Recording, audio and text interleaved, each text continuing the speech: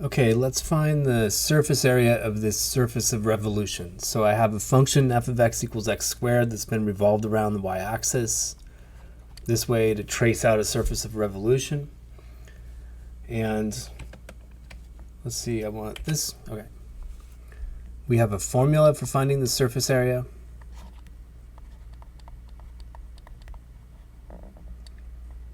And I want to really strongly encourage you to understand where the formula came from, because sort of conceptually breaking things down to do physical integration is such an important skill moving on from calculus.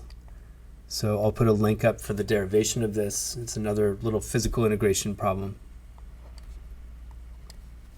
All right, so I'm going to integrate as x goes from 0 to 2 pi x square root of 1 plus f prime of x squared dx. So I need to put in what f prime is.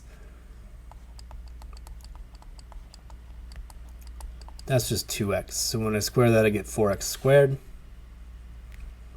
And then I can get into the details of how to do the integral.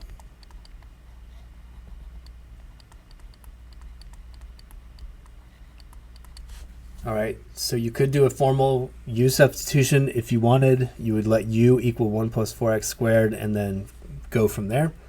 But I'm looking at this and just trying to see, is the derivative of the interior anywhere to be found, at least the function pieces of it. Well, the derivative of the interior is 8x, and I can force that to happen over here because I have an x.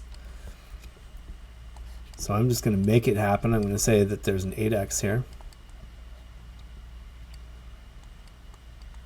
Right, you can manipulate all those constants, but you need to have the right function pieces in place.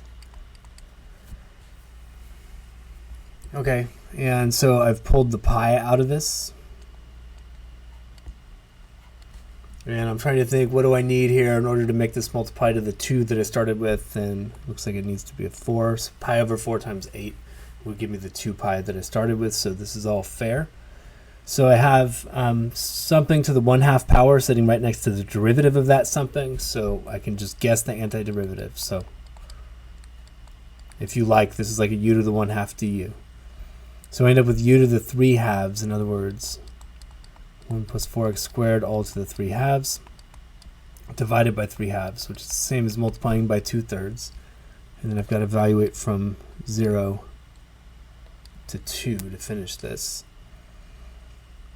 So I've got a 2 that'll cancel anyway, and end up with a pi over 6 out in front. And then when I plug in the upper limit here, I get 4 times 2 squared. So 4 times 4 is 16 plus 1, so that's 17 to the 3/2. Minus whatever I get when I plug in 0, which is just 1 to the 3/2, so minus 1. If you want to leave your answer in exact form, that's an appropriate time to stop messing around with it. You may want to get a decimal approximation. I just happen to not do that this time.